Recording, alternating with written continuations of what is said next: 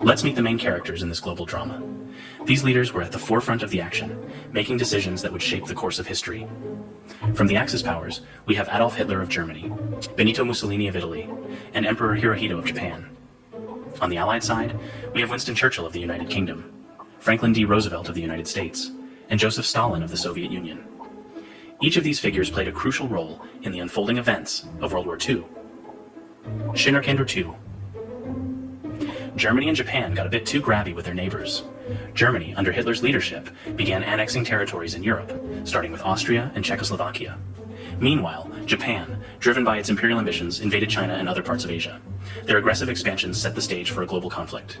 Hitler's power grew, and Europe got nervous. His speeches rallied the German people, and his military strategies were bold and unrelenting. Countries like France and the United Kingdom watched with increasing alarm as Germany's influence spread across the continent. In 1939, Germany crashed Poland's party, and boom, World War II began. The invasion of Poland was swift and brutal, utilizing a new form of warfare called blitzkrieg, or lightning war. This tactic involved rapid, coordinated attacks using infantry, tanks, and air support, overwhelming the Polish defenses. Germany's blitzkrieg was like a super-fast game of tag, and France was it. Within weeks, German forces had bypassed the heavily fortified Maginot Line and occupied Paris. The fall of France was a significant blow to the Allies and demonstrated the effectiveness of blitzkrieg tactics.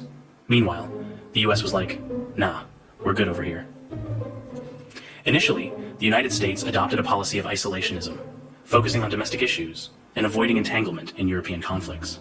However, they provided material support to the Allies through programs like Lend-Lease, until Japan said, surprise, at Pearl Harbor.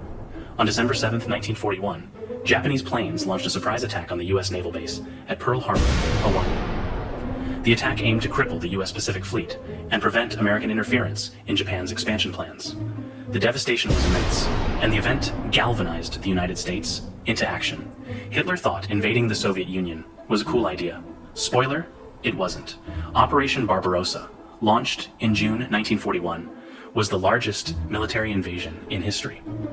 Initially, the Germans made significant gains, but the harsh Russian winter and fierce Soviet resistance turned the tide. The invasion stretched German resources thin and opened up a brutal eastern front. Stalingrad turned into the world's worst snowball fight. The Battle of Stalingrad, lasting from August 1942 to February 1943, was one of the deadliest battles in history. The city became a symbol of Soviet resistance, and the brutal urban warfare resulted in massive casualties on both sides. Ultimately, the Soviet victory marked a turning point in the war. At Midway, the US Navy played sink or swim with Japan's fleet.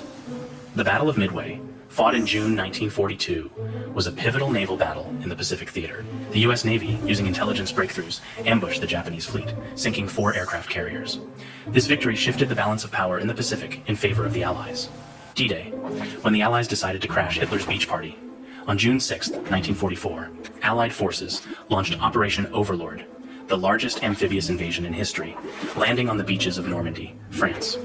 Despite heavy resistance, the Allies established a foothold in Europe, paving the way for the liberation of Western Europe from Nazi control. The Allies squeezed Germany like a Lego sandwich. As the Allies advanced from the west and the Soviets pushed from the east, Germany found itself caught in a vice. The relentless pressure from both fronts led to the collapse of German defenses and the eventual fall of Berlin. Paris got its groove back, and the Germans tried to blend in. Nice try, guys. The liberation of Paris in August 1944 was a joyous moment for the French people.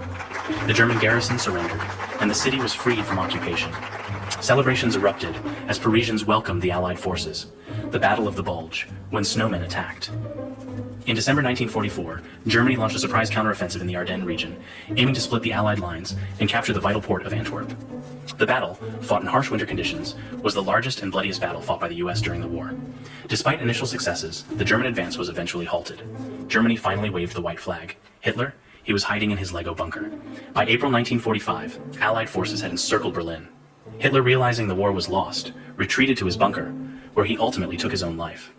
Germany's unconditional surrender followed on May 7, 1945, marking the end of the war in Europe.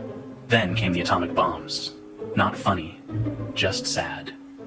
In August 1945, the United States dropped atomic bombs on the Japanese cities of Hiroshima and Nagasaki.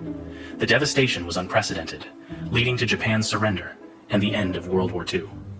The bombings highlighted the destructive power of nuclear weapons and ushered in a new era of warfare. Victory. Cue the Lego fireworks and that famous Times Square kiss. Victory over Japan Day, or VJ Day, was celebrated on August 15th, 1945. The end of the war brought relief and joy to millions around the world. Iconic images, like the sailor kissing a nurse in Times Square, captured the jubilant spirit of the moment. In the end, teamwork made the dream work. The collaboration between the Allied nations was crucial to their success. By pooling their resources, sharing intelligence, and coordinating their military efforts, they were able to overcome the Axis powers and restore peace. The world learned that working together beats fighting any day. The aftermath of World War II saw the establishment of international organizations like the United Nations, aimed at promoting peace and cooperation. The war's lessons underscored the importance of diplomacy and collective security in preventing future conflicts.